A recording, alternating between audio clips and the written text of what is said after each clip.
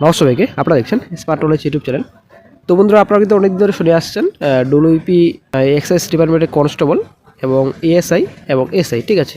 এই কয়েকটি পোস্টে বিজ্ঞপ্তি আসবে কিন্তু আপনারা অনেক দিন ধরে শুনে আসছেন, কিন্তু রিক্রুটমেন্ট নোটিফিকেশন এখনও পর্যন্ত অফিসিয়াল সাইটে প্রকাশিত হয়নি। তো এখন বর্তমানে কি আপডেট উঠে আসছে নতুন, তো আজকে এই ভিডিওতে আলোচনা করা হবে। অবশ্যই ভিডিওটি সম্পূর্ণ দেখুন, শেষ পর দেখুন। চ্যানেল নতুন দর্শক অবশ্যই চ্যানেলটিকে সাবস্ক্রাইব করতে সঙ্গে আবশ্যক রাখবেন প্রতিনিয়ত যে কোনো সরকারি বেসরকারি সবার আগে চাকরির খবর আপডেট পাওয়ার জন্য। তো বন্ধুরা, সামনে যেহেতু ভোট, অবশ্যই রাজ্য সরকার ভোটের চমক দেবেন।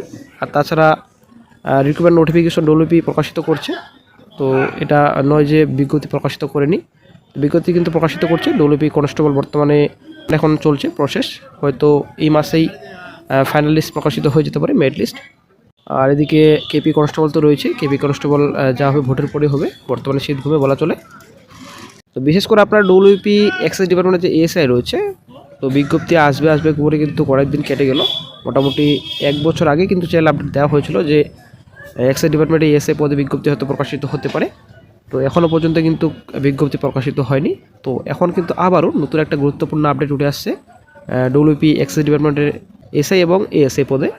তবে এবার সবারই মনে একটাই প্রশ্ন যে আবগারি দপ্তরে এএসআই এবং এসআই পদে যদি আপডেট রয়ে থাকে, তো তাহলে কনস্টেবল পদে কী হলো।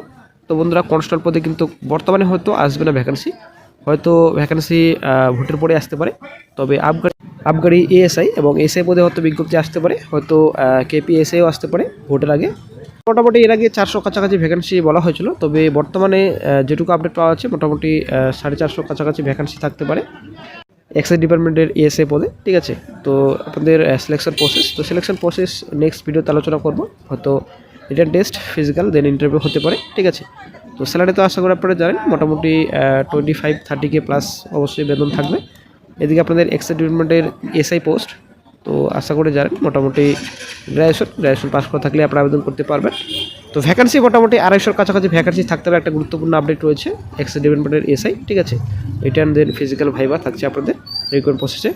হয়তো বন্ধুরা, এই যে ভ্যাকেন্সি রয়েছে ভোটের আগে প্রকাশিত হতে পারে, এমনই কিন্তু আপডেট উঠে আসছে। তো ডব্লিউপি কনস্টেবল বিজ্ঞপ্তি আসতে পারে, একটা গুরুত্বপূর্ণ আপডেট রয়েছে। তো ভোটের আগে প্রকাশিত হবে কিনা, তবে এক্সাইজ ডিপার্টমেন্টের কিছু বিজ্ঞপ্তি হয়তো আসতে পারে। তবে একটা ব্যাপার ক্লিয়ার যে ডব্লিউপির কিছু না কিছু ভোটের আগে ভ্যাকেন্সি আসছে, এক নয় কেপিএসআই, এক নয় এক্সাইজ ডিপার্টমেন্টের এসআই এএসআই, ঠিক আছে। তো ডব্লিউপি বিজ্ঞপ্তি কিন্তু অবশ্যই আসছে ভোটের আগে কিছু না কিছু। তো অবশ্যই আপনার অফিসিয়াল সাইটে ফলো করতে থাকবেন, হয়তো শীঘ্রই একটা গুরুত্বপূর্ণ আপডেট উঠে আসবে, হয়তো অফিসিয়াল সাইটে প্রকাশিত করা হবে শীঘ্রই। এদিকে আদার্স রিক্রুটমেন্টের কোনো রকম তো খবর নেই, পঞ্চায়েত আদার্স এবং ডব্লিউবি বিএসকে এদিকে আদার্স রয়েছে, কোনো রকম আপডেট নেই। তবে মধ্যে এখনও পর্যন্ত নতুন আপডেট মিলেনি জেল পুলিশের, ঠিক আছে। অনেকে জেল পুলিশের আপডেট নেওয়ার জন্য হোয়াটসঅ্যাপ করছেন, তো এখনও পর্যন্ত কিন্তু জেল পুলিশের আপডেট পাওয়া যায়নি, কবে নাগাদ থেকে হতে পারে। এখনও পর্যন্ত কোনো কিন্তু আপডেট নেই। নেক্সট আপডেট যখনই পাওয়া যায় সরাসরি জেল আপডেট দিয়ে দেওয়া হবে।